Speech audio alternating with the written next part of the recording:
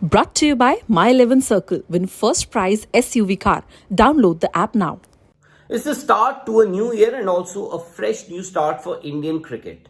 A new look Indian team will take on Sri Lanka in a three-match T20 series followed by a three-match ODI series.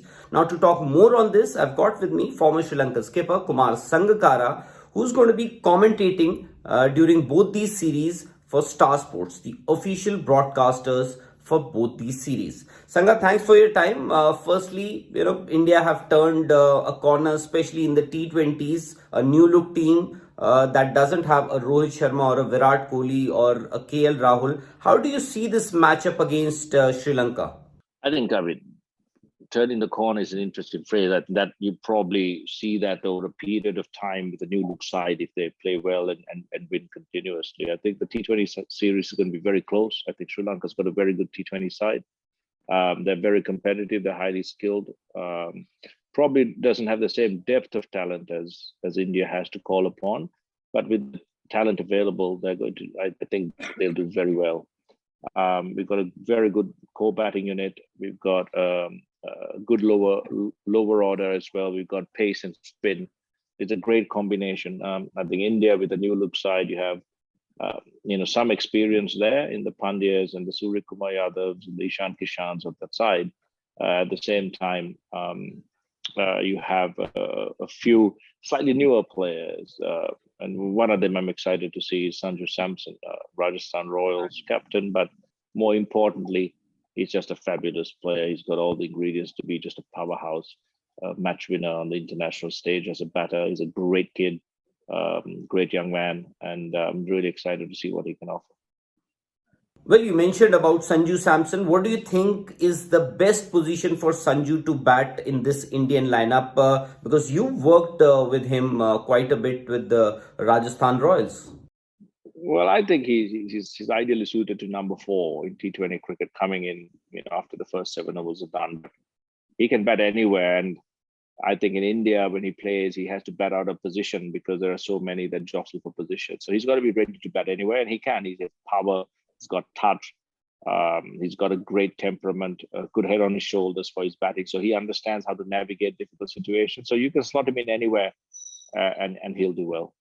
Sangha, going by how the selectors have picked this squad, the T20s, do you think it's the end of the road for the likes of Rohit Sharma, Virat Kohli, especially in T20s, or you think they can still make a comeback into this Indian team? What is your personal opinion? Should India look ahead into the future and let the likes of Rohit and Virat concentrate only in the longer formats of the game? Well, I think that's a decision the selectors will take in consultation with the coach and in consultation with the players like Virat Kohli and Rohit Sharma. See how long they'll be able to play, whether the next World Cup is a reality for them. And at the end of the day, you want to select the highest skill in your side. It doesn't matter who you pick. If you don't have the skill to win, you're going to win very rarely. And you're talking about Rohit Sharma and Virat Kohli, two players with the highest skill that you can imagine in every format. So those players will have to also have a conversation and see what their ambitions are, what's best for the team, what's best for India in terms of pursuing a trophy. And if they are fit and they're hungry and they're performing at their best, their skill level is absolutely vital to most campaigns. But the reality is with time passing, turnover, new players coming in, players retiring, players picking different formats, all happens naturally and organically. And sometimes selectors make decisions for various different reasons. But the real important thing is to have a good partnership with the players concerned, with the team concerned, the captain and the coach, to understand what's best for the side, what kind of players they need, and who really will allow India to win and be competitive on the international stage for the longest time. So I leave those decisions to the people on the ground, to those players like Virat and Rohit, the selectors and the captain and the coaches, to really talk about and come to a decision. Well, Sangha, there's this one question that I always wanted to ask you. In 2015, the 2015 World Cup in Australia and New Zealand, you had already announced your retirement. You got those four back-to-back hundreds. Did it ever cross your mind that I can delay my retirement from now that you just got these centuries, or was it done? And no, I was very ready to retire. And it just happened that I scored those hundreds, and that was never going to change my mind. It was just a case of trying to do as well as I can in my final tournament. Unfortunately, lost out in the quarters, but I thoroughly enjoyed my last tournament and thoroughly enjoyed retiring after that. And Sangha, what do you make of Virat Kohli? You know, what has happened with him in the last couple of years, or maybe 3 years?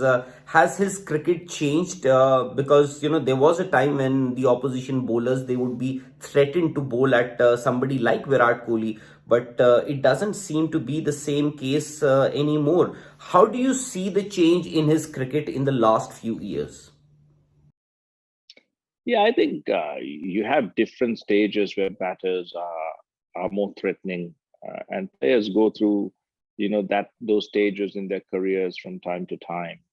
I mean, Virat, I don't think there's ever been a batter other than perhaps Sachin, who's played with so much pressure and expectation at such a high level of intensity, especially in the modern game, playing all these T20 games. He's playing Test cricket. He loves playing Test cricket. He's phenomenal in one days. You name it, he's done it with the bat. I don't think he has anything to prove.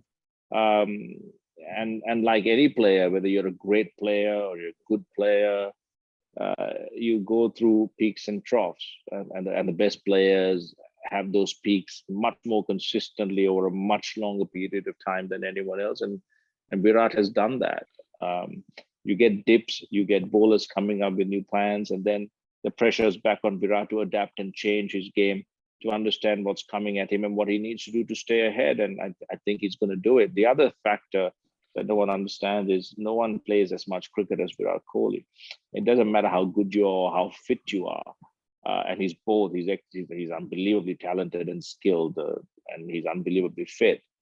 The fatigue and the pressure and the expectations to constantly churn out and be emotional and be the entire lifeblood of that side takes a toll. And sometimes you stop enjoying that.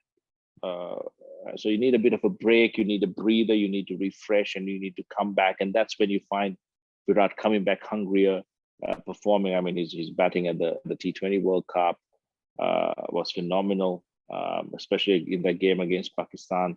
I don't think he's lost any of his class or his edge.